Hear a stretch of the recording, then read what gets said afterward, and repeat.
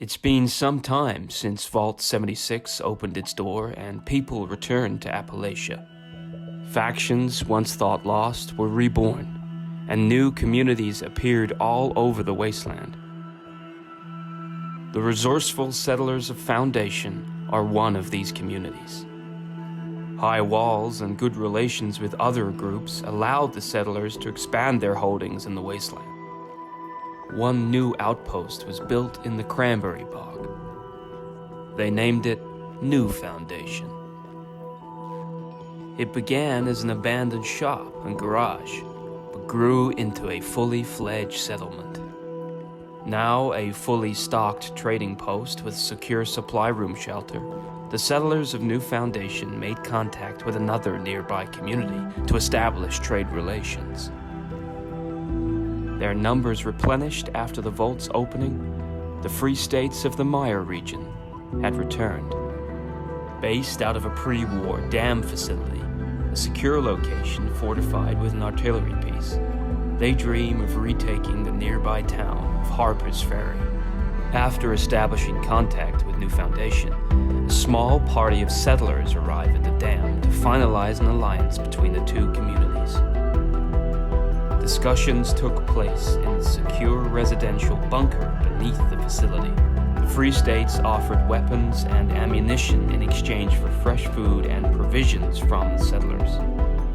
With the negotiations successful, the logistics of a trade route presented a problem for both parties.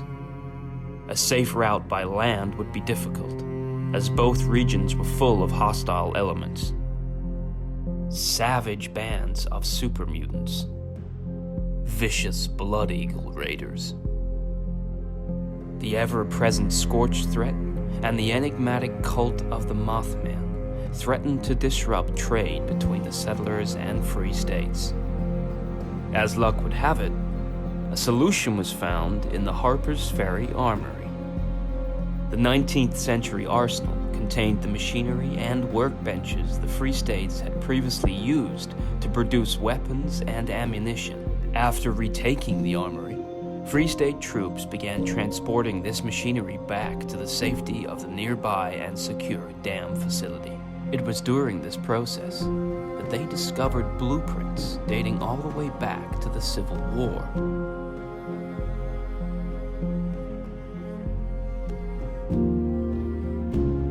The blueprints showed how to construct an ironclad gunboat capable of safely navigating the Potomac River. A shipyard on the river close to the dam facility was the perfect location to begin construction. Production moved quickly, with the settlers helping to provide the raw materials needed. Using the shipyard's crane, an array of heavy weapons, including a large mortar, were placed on board. With the gunboat ready to cast off, the search began for experienced sailors to man the craft. On the banks of the Ohio River, a group of merchant scavengers had the experience they were looking for. Piecing together a vessel with anything they could find, this crew had garnered a reputation in the wasteland for successfully transporting goods of any kind for anyone, for a price, capable of defending their wares with a variety of weaponry, and possessing multiple cage diving suits. This was the crew the Allies needed. Paid handsomely in caps, the Scavenger crew set off for the other side of Appalachia. They arrived just as work on the ship was completed, and it was being filled with its first cargo. A month has passed, and the weekly voyages of the Ironclad have been uneventful. Any threats are quickly dispatched by the impressive array of armaments. The ship seems invulnerable. But the mire is always changing. The flora and fauna are alive in equal measure. Deep within the trees, eyes watch hungrily, waiting for an opening.